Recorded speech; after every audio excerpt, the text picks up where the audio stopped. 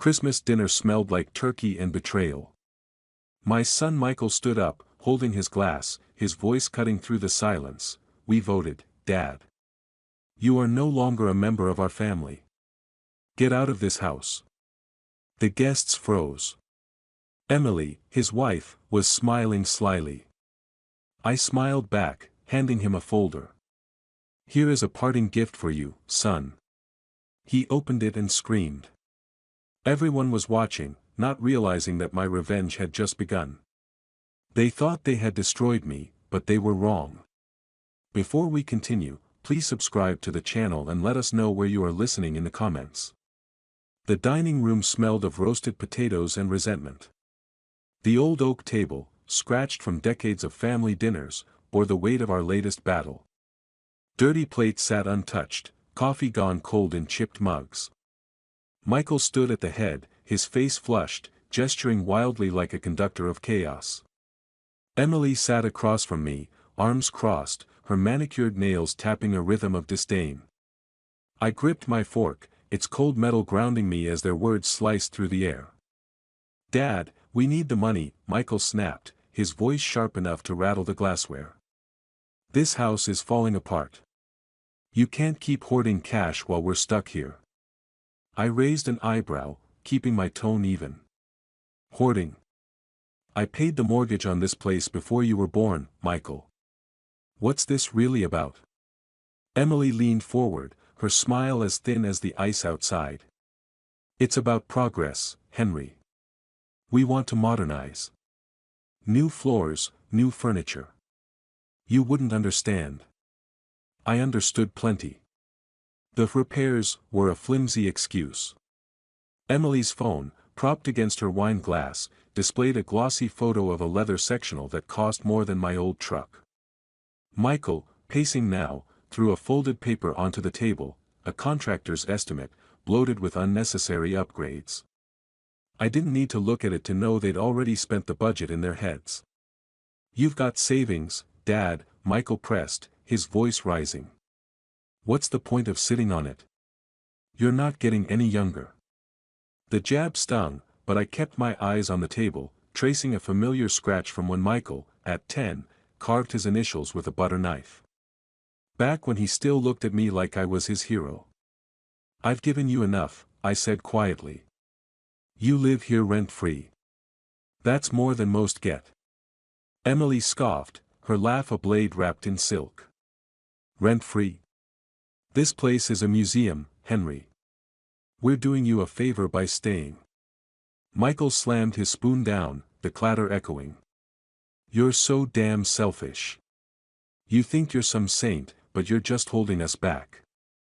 The room fell silent, the kind of quiet that presses against your chest. I tightened my grip on the fork, my knuckles whitening. Not the first time he'd raised his voice, but this felt different, raw, final. Emily's eyes glinted with triumph, like she'd been waiting for this explosion. I could have shouted back, could have listed every sacrifice, the overtime shifts, the college tuition, the car I sold to buy his first junker. But words wouldn't reach them. Not anymore. "Selfish," I repeated, letting the word hang. "That's what you think?" Michael leaned closer, his breath hot with wine. "You're damn right. You're not needed here anymore, Dad. We can handle this place without you." The air shifted, heavy with the weight of his words. Emily's lips twitched, barely hiding her satisfaction. I set the fork down, deliberate, and stood. My chair scraped against the hardwood, a sound that felt louder than it should. I looked at Michael, then at Emily, their faces a mirror of greed and certainty. They thought they'd won. "I see," I said, my voice steady despite the fire in my chest. "You've made yourselves clear." I turned, my boots heavy on the floor, and walked toward the hallway. Michael called after me, his tone mocking. "What, that's it? You're just gonna sulk?" I didn't answer. The dining room door loomed ahead, its chipped paint a reminder of better days.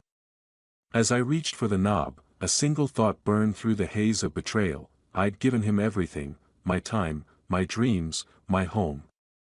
No more. The door clicked shut behind me, muffling their voices. I stood in the dark hallway, my pulse steadying. They thought they could break me. They were wrong. I'd show them what selfish really meant. My bedroom was a time capsule, every corner holding ghosts of a life I'd built and lost. The wooden bed creaked under me as I sat, the mattress sagging from years of restless nights. A single lamp cast a warm glow over the room, catching the dust on a framed photo of Elizabeth and Michael, taken when he was 6. His gap-toothed grin stared back, so different from the man who just screamed I wasn't needed. My fingers brushed the glass, trembling slightly. How had it come to this? The house was silent now, the kind of quiet that amplifies your thoughts. I opened the drawer of the bedside table, pulling out an old photo album, its leather cover worn smooth. Flipping through, I stopped at a picture of Michael at 16, holding a football, his eyes bright with dreams I'd helped fund. I'd sold my Chevy to pay for his college applications, telling Elizabeth it was just a car. She'd squeezed my hand, her smile saying she knew better. We'd both believed it was worth it. Another page, another memory, Michael's graduation. I'd worked double shifts to cover his tuition, my back aching from long hours on construction sites. He'd hugged me that day, his cap askew, promising to make me proud. I'd believed him. Now, the memory twisted like a knife. He'd never said thank you, not once. And after Elizabeth's cancer took her 3 years ago, he'd drifted further, leaving me to rattle around this house alone. Until Emily came along, her sharp ambition sinking claws into him. I turned the page and found a folded receipt, yellowed with age. Tuition payment, $12,000, dated 2005. I'd drained my savings for it, telling myself it was an investment in his future. My future, too, I'd thought, someone to carry on the family name, to share the life I'd built. Instead, he'd brought home Emily, her cold eyes sizing up the house like it was a prize to be claimed. She'd changed him, or maybe she'd just revealed who he'd always been. The album snapped shut. I set it aside, my gaze falling on Elizabeth's photo. Her soft curls, her warm eyes, they'd always steadied me. I tried, Liz, I whispered, my voice rough. I gave him everything. But trying wasn't enough, not when he stood in my dining room, spitting venom, egged on by a woman who saw me as an obstacle. The fork I'd gripped earlier flashed in my mind, its weight a reminder of the anger I'd buried. No more burying. I stood, crossing to the window. Outside, snow fell in slow, heavy flakes, blanketing the street in white. The neighborhood was asleep, its Christmas lights blinking through the haze. I pressed my hand to the cold glass, my reflection staring back, gray hair, tired eyes, but a jaw set with purpose. I'd spent decades being the father who provided, who forgave, who waited. And for what? To be told I wasn't needed. A memory surfaced, Michael, maybe 8, slamming his bedroom door after I'd grounded him. Even then, he'd had a temper, but he'd always come back, sheepish, with an apology. That boy was gone. The man he'd become didn't deserve my patience. Neither did Emily, with her calculated smiles and dreams of a life she hadn't earned. I picked up my phone from the nightstand, its screen glowing in the dim room. My thumb hovered over Tom's number. He'd know where to start, someone who'd seen the world's ugliness and still came out swinging. The snow kept falling, soft and relentless. I wasn't a victim, not anymore. I'd been their foundation for too long. It was time to build something new. The old oak smelled of whiskey and worn leather, its dim lights casting long shadows across the wooden paneling. I sat in a corner booth, the vinyl seat creaking as I leaned forward, my hands wrapped around a glass of bourbon. Across from me, Tom sipped his beer, his gray sweater as frayed as his patience. He'd been my friend since the days we argued over blueprints at the engineering firm, back when life made sense. Now, he was a retired lawyer with a knack for cutting through nonsense. I told him about the fight, Michael's shouting, Emily's smirks. The way they tried to gut me with words. Tom listened, his eyes narrowing, the lines on his face deepening with every detail. When I finished, he set his glass down, the clink loud in the quiet bar. "They're vultures, Henry," he said, his voice gravelly. "Think they can peck you apart because you're old. You gonna let them?" I swirled the bourbon, watching the amber liquid catch the light. "No. I'm done letting them." Tom grinned, a rare thing that meant trouble for someone. "Good. Hit them where it hurts. Money, pride, find their weak spot." I nodded, my mind already turning. Michael was impulsive, always chasing the next shiny thing, a new car, a bigger TV. Emily was worse, her ego tied to appearances, her Instagram feed a shrine to a life she couldn't afford. They thought they could bully me out of my own home. I'd show them what a lifetime of planning could do. "Legally," I added, meeting Tom's gaze. "No mistakes." He chuckled, leaning back. "Spoken like the guy who double-checked every contract I ever wrote. You've got this, Henry. They don't know who they're messing with." I pulled a small notebook from my coat pocket, flipping it open. My pen scratched across the page, the word "accounts" standing out in sharp ink. Michael's finances were a mess. I'd seen the late notices he tried to hide, the way Emily flinched when the credit card reader beeped too long. That was my starting point. "You're scarier than I thought," Tom said, raising his glass. "To justice." I clinked my glass against his, the bourbon untouched. "To consequences." The bar hummed around us, a low buzz of conversation and clinking bottles. A jukebox in the corner played some old country tune, the kind Elizabeth used to hum while cooking. I pushed the thought away. Nostalgia wouldn't help me now. Tom leaned forward, his voice dropping. "You sure about this? Once you start, there's no going back." I met his eyes, steady. "They made their choice. Now I make mine." He nodded, a glint of respect in his gaze. "Then don't flinch. They'll squirm when you tighten the screws." I tucked the notebook away, my fingers brushing the rough fabric of my coat. The plan was forming, pieces clicking into place like the blueprints I used to draw. I'd been an engineer once, building things that lasted. This time, I'd build their downfall, brick by careful brick. I stood, tossing a few bills on the table. The bourbon sat untouched, its surface still. "Thanks, Tom. I'll call you." He waved me off. "Don't call. Just do it." The door to the old oak groaned as I pushed it open, the cold biting at my face. Snow crunched under my boots, the streetlights casting a pale glow over the empty sidewalk. My breath clouded in the air, but my mind was clear. Michael thought he could erase me. Emily thought she could outsmart me. They'd built their lives on my foundation, and I knew exactly where the cracks were. I walked on, the snow falling heavier now, each flake a reminder of the storm I was about to unleash. The kitchen was dark, save for the faint glow of my phone's flashlight cutting through the shadows. The oak table, usually a place for family meals, was now a battlefield of scattered papers, bills, receipts, a crumpled bank notice. Michael had left them out, careless as always, assuming I wouldn't notice. I moved quietly, my old sweater catching on the chair's edge as I leaned over the mess. Each document was a window into their world, and I was about to pry it open. I lifted a credit card statement, the numbers glaring under the light. 12,000 in debt, spread across designer clothes and restaurant tabs.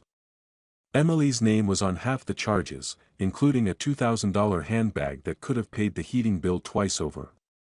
I shook my head, a bitter smile tugging at my lips. She'd mocked my outdated house while burning through money they didn't have.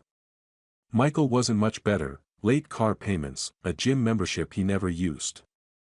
Their greed was a house of cards, and I was ready to pull the first one. My fingers paused on a bank notice, the word "overdue" stamped in red.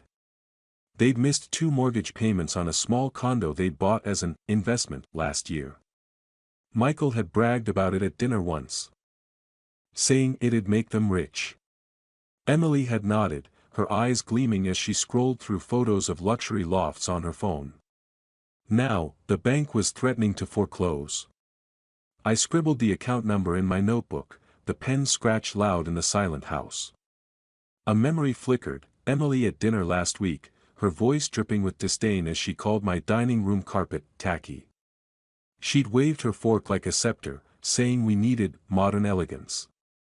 Michael had laughed, agreeing, while I'd stared at the family photos on the wall, wondering when my son had stopped seeing this house as home. That carpet had been Elizabeth's choice, picked after hours of debate at the store. They wanted to rip it out, erase her, erase me. I froze, hearing a creak from the hallway. My heart thudded as I flicked off the flashlight, plunging the kitchen into darkness. The house was old, always groaning, but I couldn't risk being caught. I pressed myself against the counter, listening. Nothing. Just the hum of the fridge and the distant tick of the living room clock. I exhaled, my breath steadying. They were upstairs, probably asleep, oblivious to the trap they'd walked into. I turned the light back on, flipping through more papers. A receipt for a wine club subscription, another for a spa day Emily had needed. Every line was a thread in the web they'd spun, and I was mapping it out. My engineering days taught me to find weak points, cracks in a structure that could bring it down. Their finances were crumbling, and I'd make sure they felt every tremor. The notebook in my hand grew heavier with each note, dates, amounts, account numbers. I tucked the bank notice into my pocket, careful not to crinkle it. This wasn't just about money. It was about control, about showing them I wasn't the relic they thought. I'd built this house, this life, and they'd tried to claim it without a fight. Big mistake. Another creak, closer this time. Footsteps, slow and heavy, descending the stairs. Michael. I snapped the notebook shut, shoving it into my pocket as I slipped the papers back into their messy pile. The flashlight went off, and I moved toward the kitchen door, my boots silent on the tile. My hand grazed the doorframe, the wood cool under my fingers. I paused, listening as the footsteps stopped just outside. Dad? Michael's voice was groggy, suspicious. I didn't answer. My pulse was steady, my mind sharp. They'd given me the weapon I needed, wrapped in their own carelessness. I eased the door open a crack, the hinges silent from years of my maintenance. The hallway was dark, Michael's shadow looming at the far end. I slipped through, my breath held, and melted into the shadows of the house I knew better than they ever would.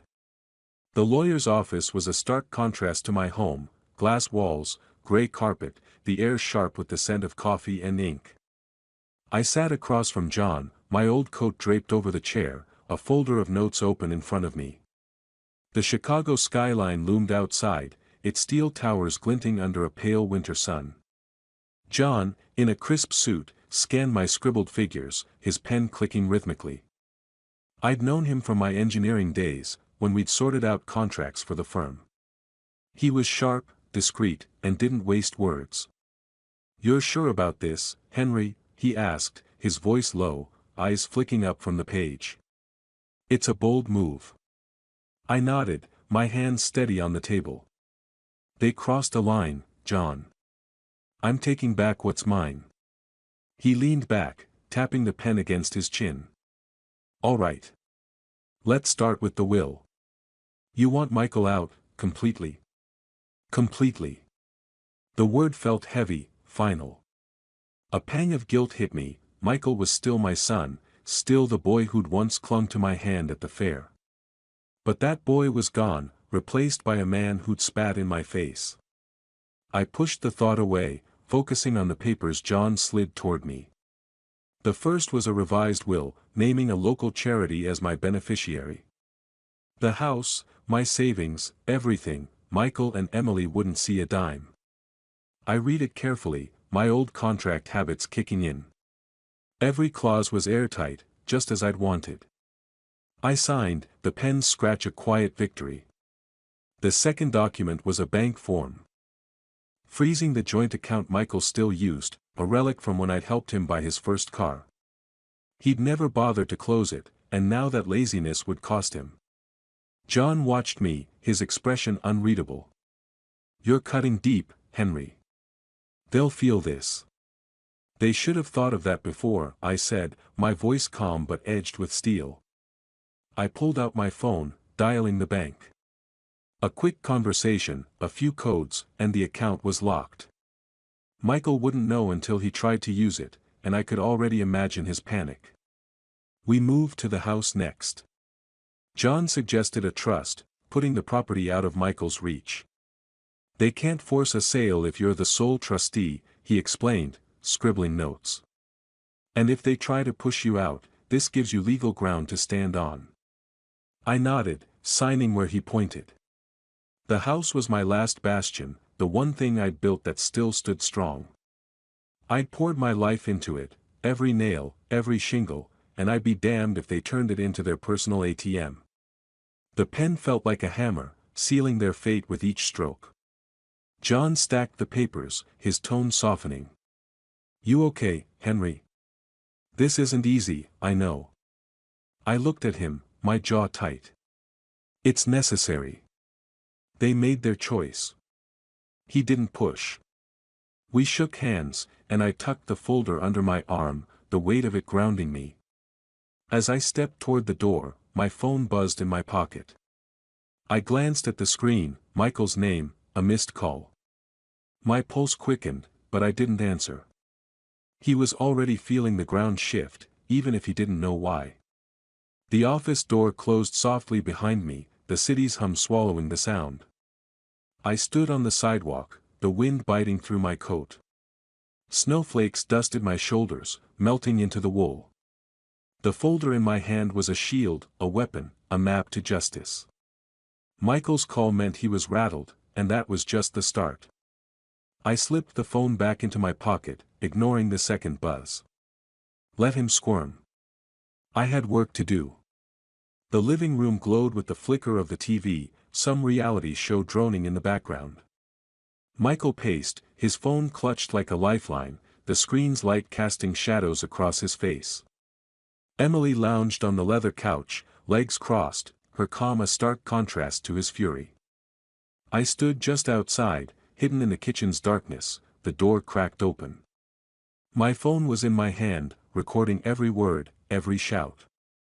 They didn't know I was listening, didn't know the ground was crumbling beneath them. "You see this?" Michael thrust his phone toward Emily, his voice cracking. "The account's frozen. I tried to pay the car loan, and it bounced." "Bounced?" Emily raised an eyebrow, her tone cool. "Calm down, Michael. It's probably a glitch. Call the bank." I did. He flung a magazine onto the floor, its pages splaying across the rug. "They said it's locked by the primary holder." "That's Dad, Emily. He did this."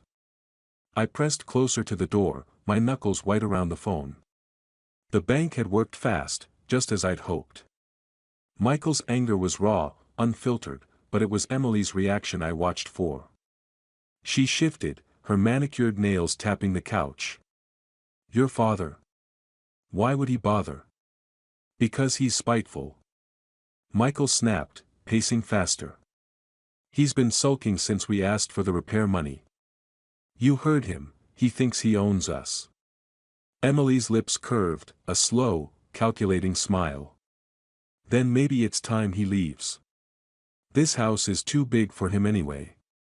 We could sell it, move somewhere better. Somewhere modern." My chest tightened, but I kept still, the phone steady. "Sell my house. The one I'd built with Elizabeth, where we'd raised Michael, where her laughter still echoed in the walls." They weren't just greedy, they were ruthless.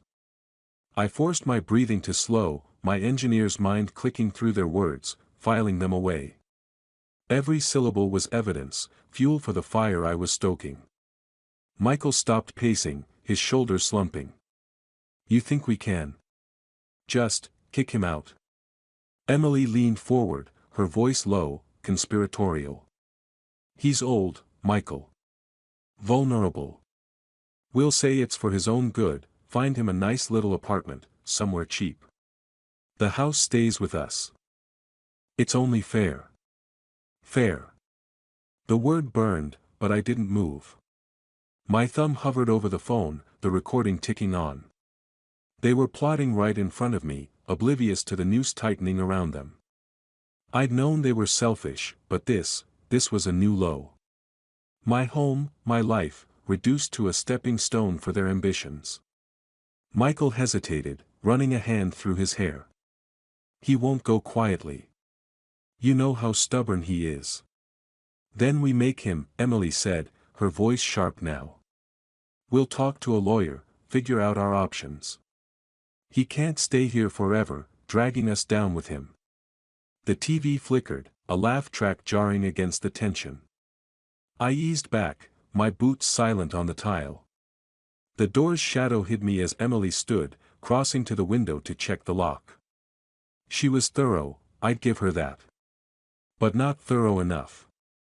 My phone vibrated faintly as the recording saved, their voices trapped in its memory. I slipped into the kitchen, my heart pounding but my mind clear.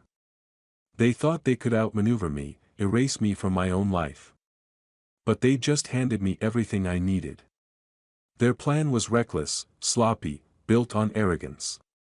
I'd use it, turn it against them, let their own words dig the grave they thought was mine. The kitchen door clicked shut behind me, the sound swallowed by the house's silence. I stood in the dark, the phone warm in my hand. They were plotting a war they couldn't win. And I was ready to strike back. The new lock on my front door gleamed under the porch light, its brass surface mocking me. My key, worn from years of use, didn't fit. I stood on the stoop, my breath clouding in the frigid air, snowflakes catching in the folds of my old coat. The house, my house, felt like a stranger's now.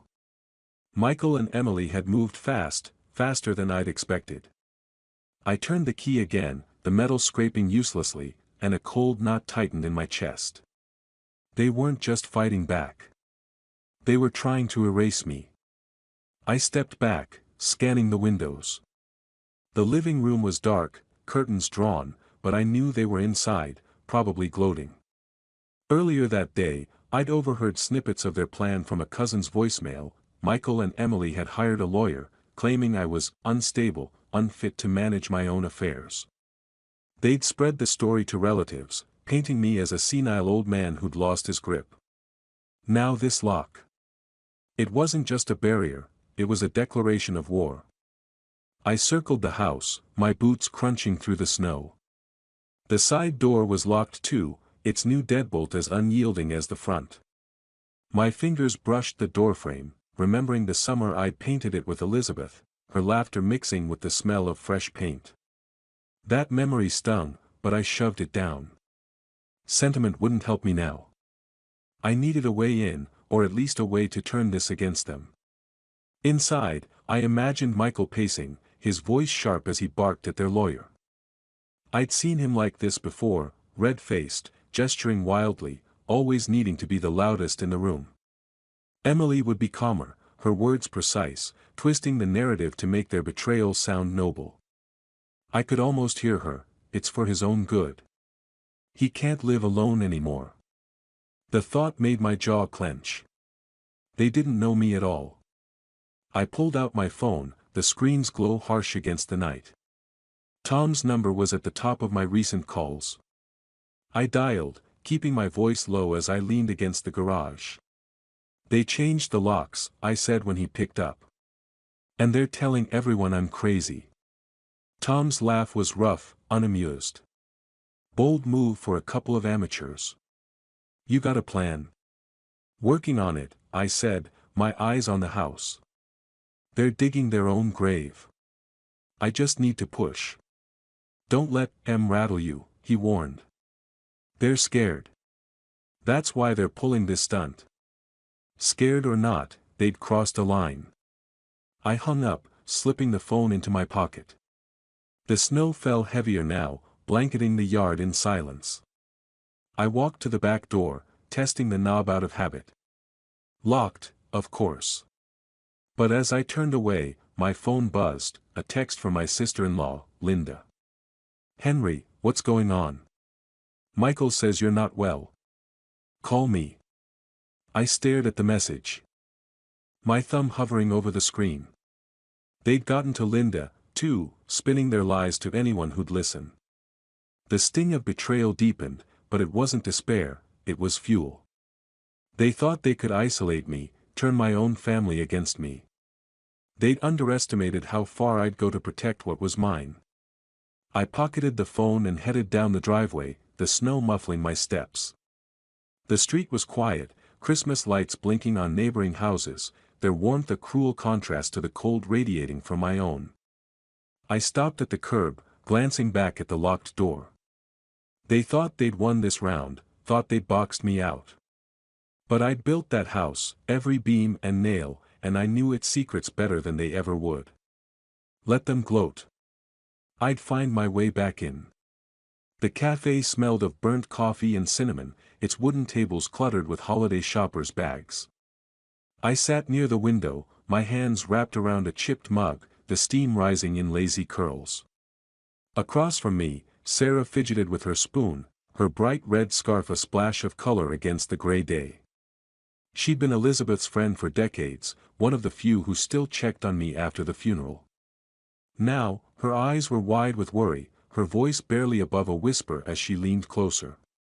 "Henry, I heard something you need to know," she said, glancing around like someone might overhear. "Michael and Emily are planning a big Christmas dinner. They've invited the whole family, Linda, your cousins, everyone. They're going to make an announcement." I sipped my coffee, keeping my face neutral. "What kind of announcement?" Sarah hesitated, her spoon clinking against her cup. "They're saying you're unfit. That you've lost control of the house, your finances. They want to declare you incompetent, maybe even push for guardianship. They're using the dinner to get everyone on their side." The words hit like a punch, but I didn't flinch. I set the mug down, its base scraping the table, and leaned back. So that was their game, a public humiliation, dressed up as concern, to strip me of everything. I could picture it, Michael raising a glass, his voice dripping with fake sincerity, Emily nodding along, her smile sharp as a blade. The family would be shocked, maybe even convinced, especially after the rumors they'd already spread. "How'd you hear this?" I asked, my tone calm despite the fire in my chest. "Linda mentioned it," Sarah said, her voice dropping lower. "She's worried, but Michael's got her half convinced you're not yourself. Emily's been calling everyone, saying you're a danger to yourself. It's awful, Henry." I nodded, pulling out my phone and opening the Notes app. My thumbs moved quickly, jotting down the details: Christmas dinner, family, announcement, guardianship. Each word was a piece of their plan, and I was already turning it over in my mind, looking for cracks. They thought they could ambush me, use the holidays' warmth to mask their betrayal.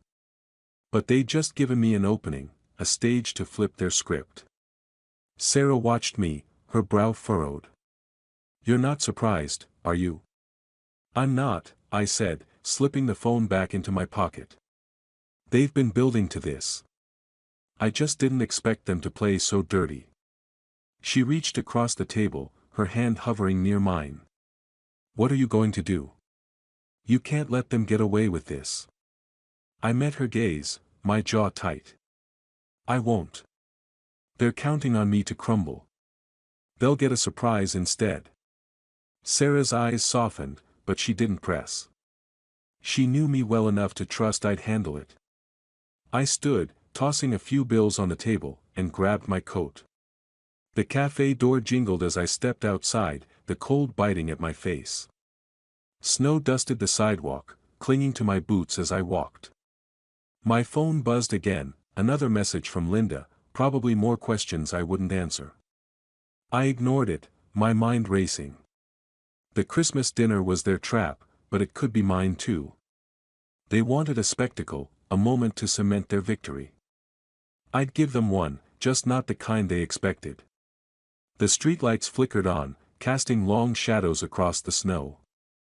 I checked my notes again, the words glowing on the screen. They'd opened a door to their own downfall, and I was ready to step through. The lawyer's office was a fortress of glass and steel, its air thick with the hum of efficiency. I sat across from John, my folder open on the polished table, papers spread like a battle map. John adjusted his glasses, scanning the documents I prepared: eviction notices for Michael and Emily, a court order to freeze their shared accounts, and a list of their debts, meticulously cross-referenced. My engineer's precision had served me well, every detail accounted for, every loophole sealed. "This is ironclad, Henry," John said, his voice clipped but approving. "The eviction notice is legal, backed by the trust you set up. They'll have 30 days to vacate once it's served. And the account freeze, effective immediately. You've got them cornered." I nodded, signing the final page. The pen's weight felt like a gavel, each stroke a step closer to justice. "And the evidence?" I asked, tapping the folder. Inside were recordings, bank statements, even screenshots of Emily's texts to relatives, all proving their intent to defraud me. I'd spent nights compiling it, my dining room table a war room of receipts and notes. John slid the folder into his briefcase. "More than enough. If they try to fight, this'll bury them in court. You've done your homework." I leaned back, the chair creaking under me. Homework. That's what it felt like, methodical, relentless, the way I'd once tackled blueprints. But this wasn't about buildings. It was about tearing down the lies Michael and Emily had built around my life. The thought of my son, once small enough to fit in my arms, now scheming to rob me, brought a familiar ache. I pushed it down. Regret wouldn't finish this. Next stop was the bank, a sterile box in the mall's heart, its gray walls lined with posters about savings plans. The young banker, his tie slightly crooked, typed furiously as I confirmed the freeze on Michael's accounts. "All set, Mr. Wilson," he said, his voice nervous, like he sensed the weight of what I was doing. I thanked him, tucking the confirmation slip into my folder. The numbers were locked now, no more designer bags for Emily, no more reckless loans for Michael. Back in John's office, we finalized the last piece, a letter to serve at the Christmas dinner, outlining their eviction and the consequences of their actions. I slipped it into a plain envelope, its edges crisp, and placed it in my briefcase. The folder inside held everything: their debts, their lies, their recorded plot to oust me. It was my ace, ready to be played when the moment came. John stood, offering his hand. "You're ready, Henry. They won't see this coming." I shook his hand, my grip firm. They never did. Outside, the bank's glass doors swung shut behind me, the sound swallowed by the mall's holiday buzz. Shoppers hurried past, arms full of gift bags, while Christmas lights twinkled above. I stopped, my briefcase heavy in my hand, and looked at the decorations. They reminded me of Elizabeth, how she'd hang lights on our porch every December. The memory softened me for a moment, but only a moment. Michael had chosen his path, and I'd chosen mine. Snow fell as I stepped into the parking lot, dusting my coat. My breath clouded in the air, but my mind was clear. Tomorrow was Christmas Eve, the dinner, their grand stage. They thought they'd humiliate me, rally the family to their side. But I had the folder, the letter, the truth. The lights blinked on, their glow reflecting off the snow. I tightened my grip on the briefcase. Let them set the table. I'd bring the reckoning. The dining room glowed with candlelight, the scent of roasted turkey and pine mingling in the air. The old oak table was draped in a white cloth, set with Elizabeth's china, each plate a silent nod to better days. Relatives and friends filled the chairs: Linda, my cousins, a few neighbors, their faces a mix of anticipation and unease. Michael stood at the head, a wine glass in hand, his smile as polished as the new watch on his wrist. Emily sat beside him, her posture perfect, her eyes glinting with quiet triumph. I sat opposite, my hands folded, a plain folder tucked beneath my chair. They thought this was their moment. They were wrong. Michael cleared his throat, the room falling silent except for the faint clink of forks. "Thank you all for coming," he began, his voice loud, practiced. "This Christmas is special. It's about family, about moving forward. But there's something we need to address." I watched him, my face calm, though my pulse thrummed. The folder under my chair felt heavy, its contents a blade I'd honed for weeks. Michael's gaze flicked to me, a flash of disdain crossing his features. He raised his glass higher, his tone hardening. "Dad, we've talked about this. You're not well. This house, this life, it's too much for you. We've voted, as a family. You're no longer part of it. It's time for you to leave." A gasp rippled through the room.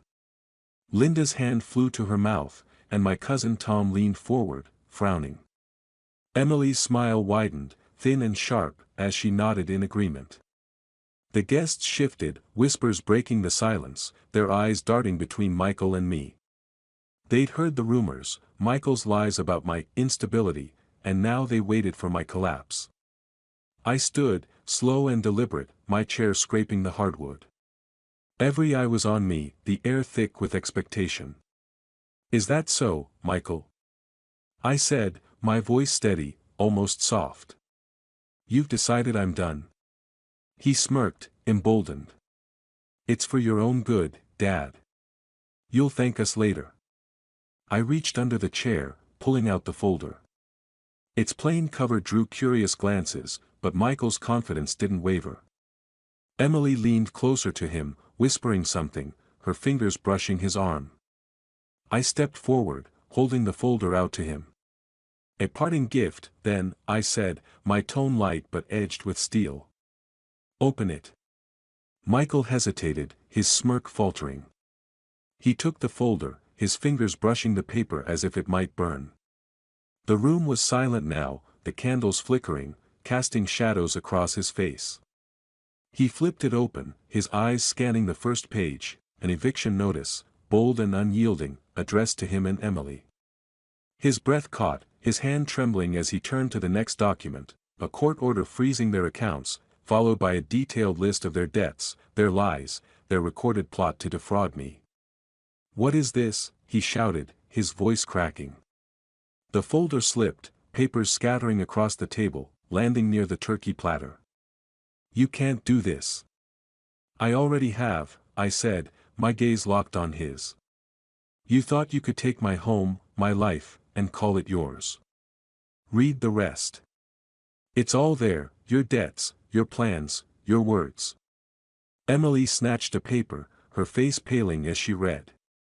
"This is a lie," she snapped, but her voice shook, her composure crumbling. The guests leaned closer, reading over her shoulder, their whispers turning to murmurs of shock. Linda stood, grabbing a page, her eyes wide as she saw the truth, screenshots of Emily's texts, the recording transcript, the bank notices. "Michael, is this true?" Linda asked, her voice sharp. "You tried to sell his house." He stammered, his glass clattering to the table, wine spilling across the cloth. It's not what it looks like." I stepped back, letting the chaos unfold. The folder was my weapon, and it had struck true. Emily's eyes darted to the guests, seeking allies, but found only disbelief. Michael's face was red, his hands shaking as he tried to gather the papers. I stood still, my heart steady, the weight of years lifting. They'd set the stage, but I'd rewritten the ending. The front door loomed in the distance, its frame outlined by the hallway's dim light. Someone pointed to it, their voice lost in the growing clamor. I didn't move, my eyes on Michael. He thought he'd broken me. Now he was the one breaking. The dining room was a storm of voices, the once orderly table now a mess of spilled wine and scattered papers. Michael slumped in his chair, his hands clutching his head, the eviction notice crumpled in his fist. Emily stood, her face flushed, her manicured nails digging into a napkin as she tried to salvage her crumbling facade. The guests were on their feet, some shouting, others whispering, their eyes darting between the documents and the couple who'd betrayed me. I stood at the edge of the chaos, my hands in my pockets, watching their world unravel. "Michael, explain this," Linda demanded, waving a bank statement, her voice cutting through the noise.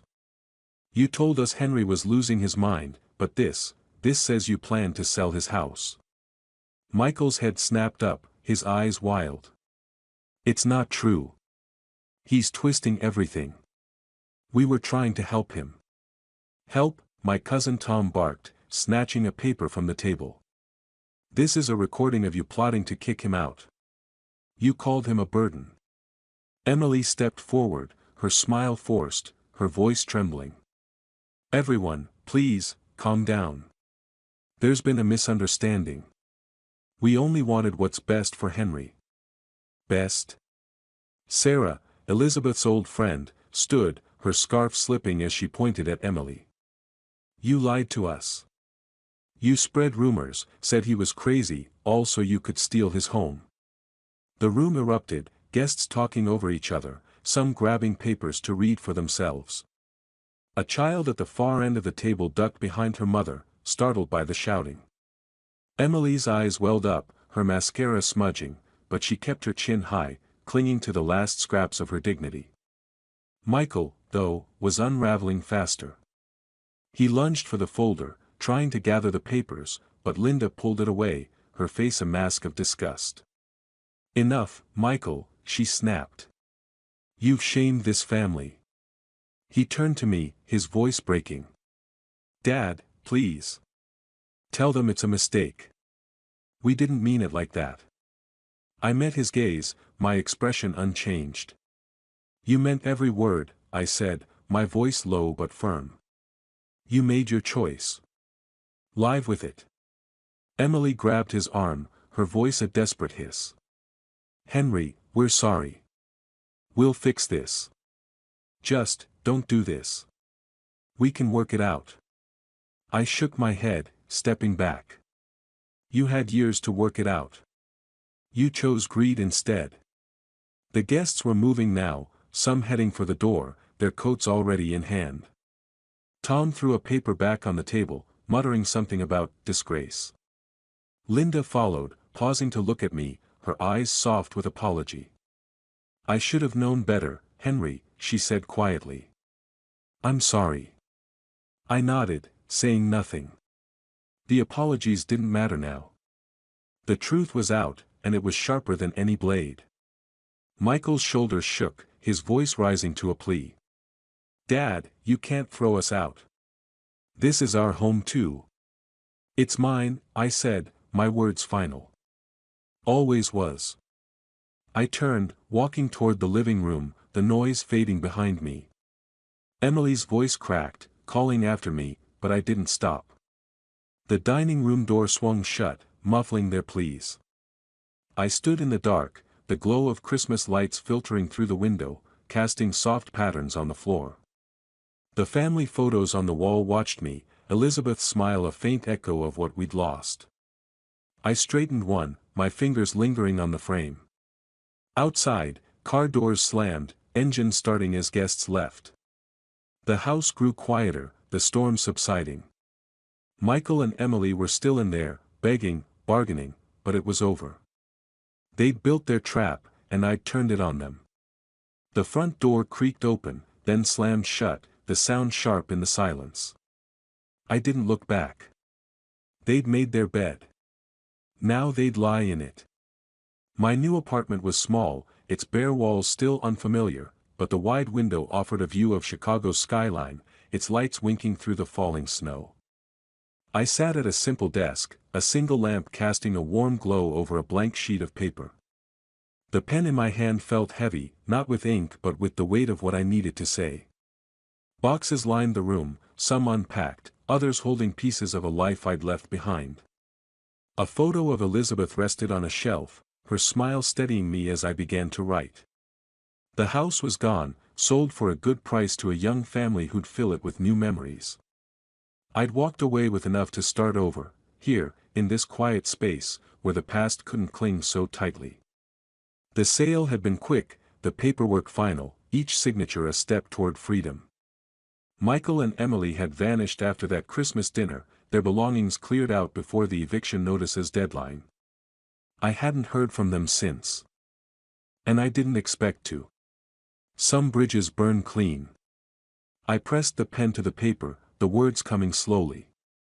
Michael, I wrote, my handwriting steady despite the ache in my chest. I've spent years wondering where I went wrong, what I could have done to keep you close. But you chose your path, and I had to choose mine.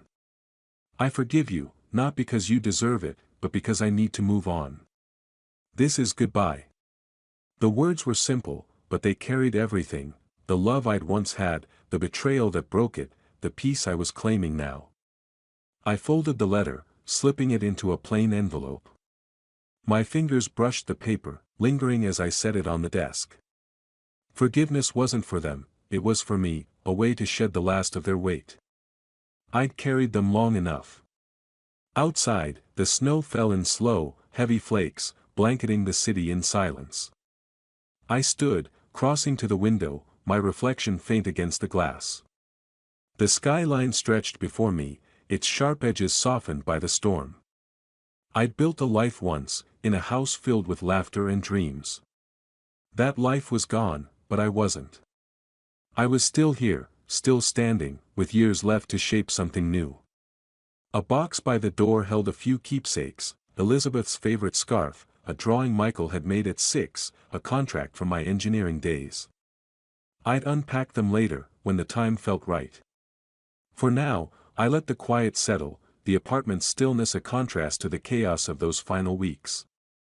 The Christmas dinner played in my mind, Michael's shout, Emily's tears, the guests' shock, but it was distant now, like a story I'd heard rather than lived.